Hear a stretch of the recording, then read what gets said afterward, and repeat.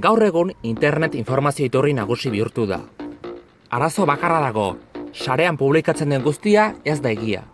Sarean informazio faltsua zehaztu gabea interesgarria eta egiazkoa existitzen da. Zer dira fake news? Fake news, euskeraz notizia faltsuak, jendea gai baten edo batzuen inguruan desinformatzeko albiste atarietan, prentsa idatzian, irratian, telebista eta sare sozialen bidez hedatzen den iruzur mota bat da. Zertarako erabiltzen dira, fake newsak jendea engainatzeko, erabaki pertsonalak manipulatzeko, erakunde edo pertsona bati prestigio emateko, edo irabazi ekonomikoak zein politikoak lortzeko erabiltzen dira.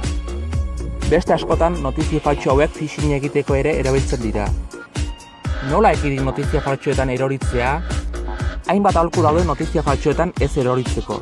Jarraian aholku garrantzitsuenak zehaztuko dizkizuet. Bat. Hasteko informazioa beti orrialde seguruetan bilatu behar dugu. Horretarako URL-aren aurretik https://2.2 azpikatea agertzen dela eta bere ezkerrean giltzarrapoaren ikono bat agertzen dela konprobatu. 2. Bankuko posta bat badugu bankura deitu galdetzeko. Supermerkatu batean sari bat irazi dugula adierazten dugun posta bat badugu, supermerkatu horretako bezeroaren arreta zerbitzuko zenbakira deitu. 3. Informatiko adituei edo fake news bezalako gaietan adituak direnei galdetu. Gure begietara edo belarrietara iristen den informazioa beti egiazkoa den konprobatu behar dugu.